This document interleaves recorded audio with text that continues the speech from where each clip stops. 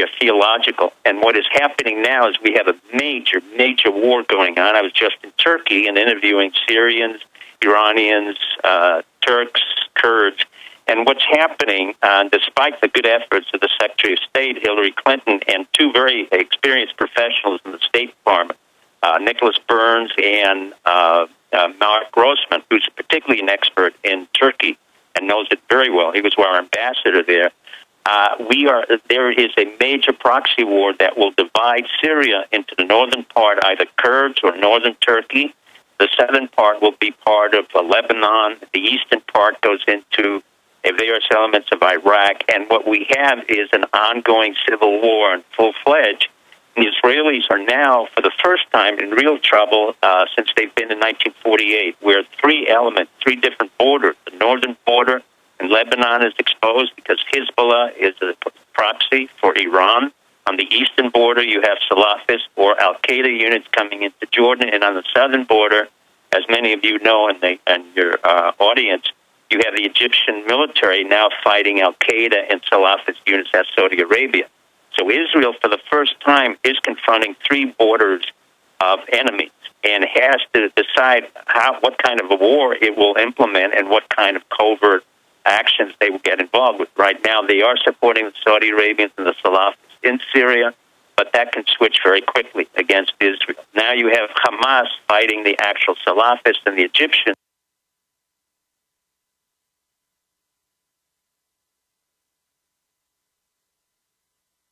President or vice president. At present, we need Petraeus more than we ever needed him before.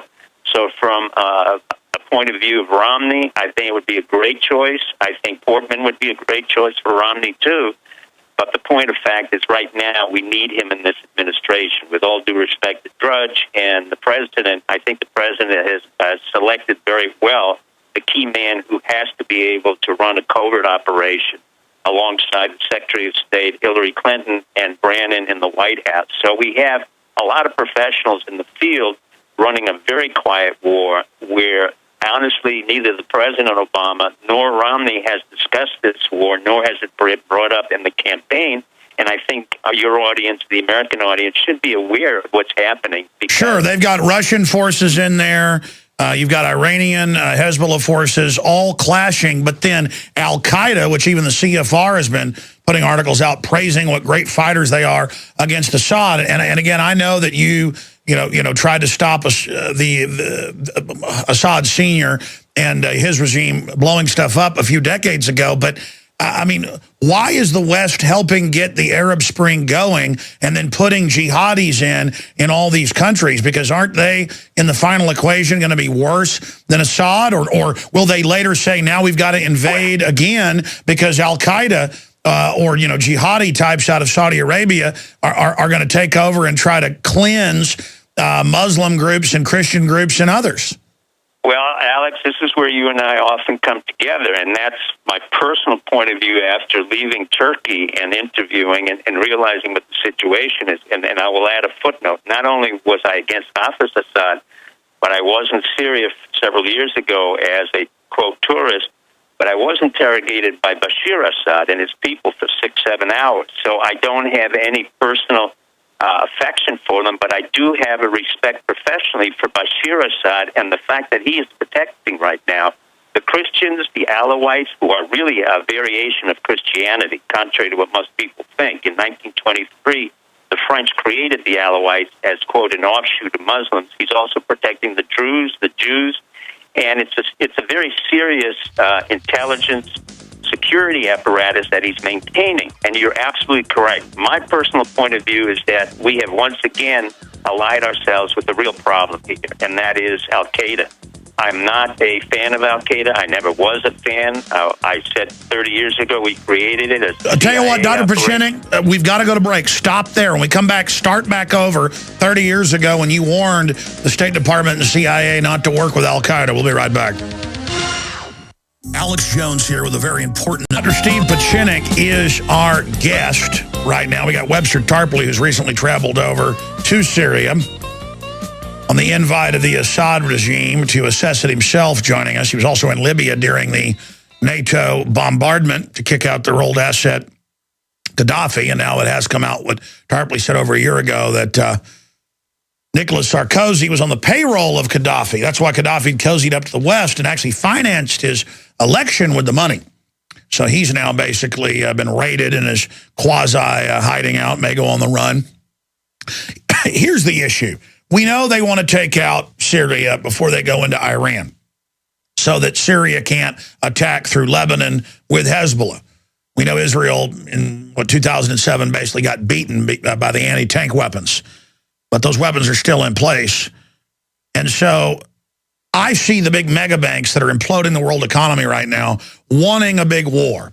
And that may be why they're pushing through, even though most of the Israeli intelligence and others have said, don't do this.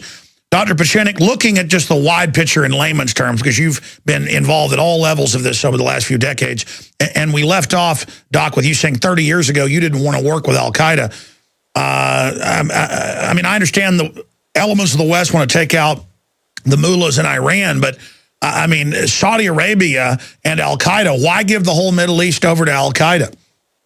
Well, the issue here is really, we don't have, with all due respect to what you're saying, for over 20 to 30 years, the issue of the Middle East is not about Israel. General Petraeus said it very succinctly and very well several years ago when he said Israel is strategic liability.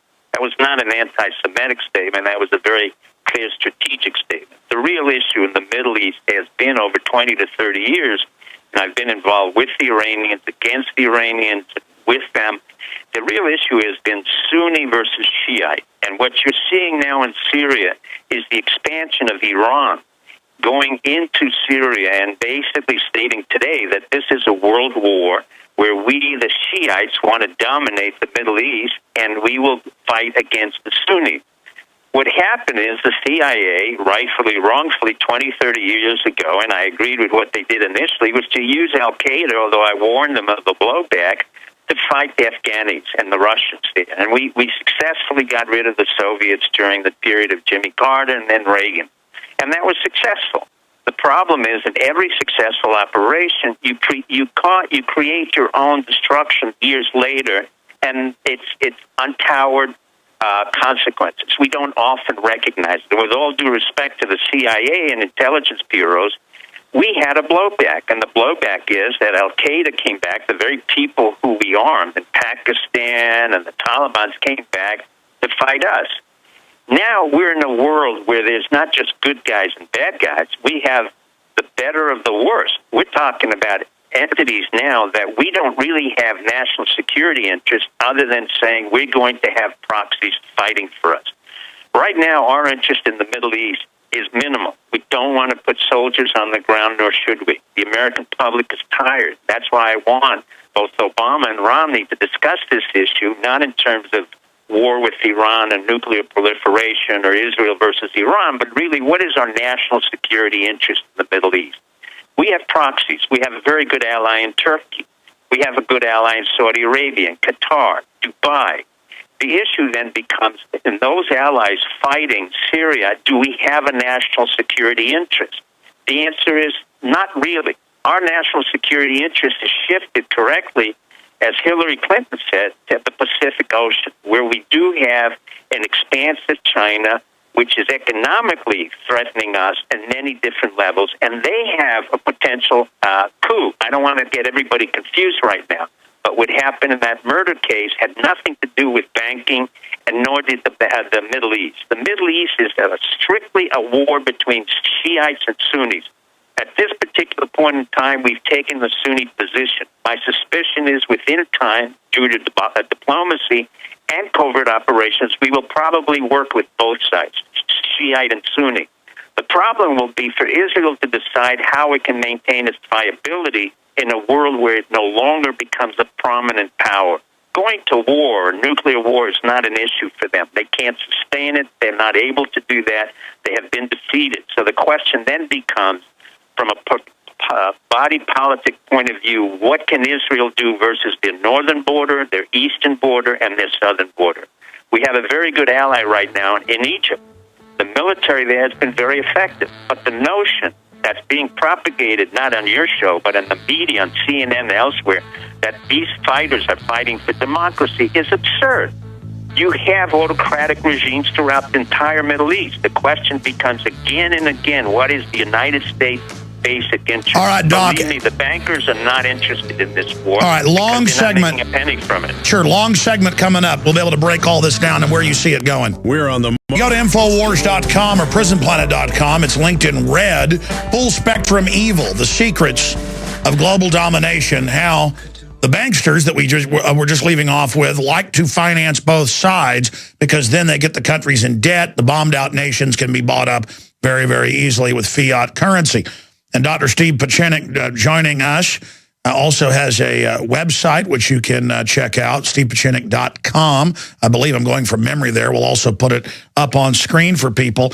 And he's talking about the different geopolitical angles of this. Doc, in layman's terms, because you've been to all these places, you just got back from Turkey, you've infiltrated governments, you've helped engineer the famous Camp David peace accords. I mean, you've been at the highest levels of all this. You understand all the factions. Where does this lead? I mean, if it isn't in our, quote, interest, and you're saying the banksters don't even want this, then why is Israel accelerating war even when the former Mossad chief and top generals and our own joint chiefs say don't do it? Why then do we see the media pushing for it? Where is the world going? I mean, give us a basic briefing from your considerable understanding. Well, the world is going at a faster pace, you're correct, Alex, but I'm not as concerned about America falling apart. Quite frankly, I'm much more optimistic as to where we are in terms of the country. We're entrepreneurial. We're exceedingly effective at creating new businesses. So I'm more optimistic than I've ever been, and believe me, I'm not that kind of an optimistic guy in general. But the bottom line is very simple.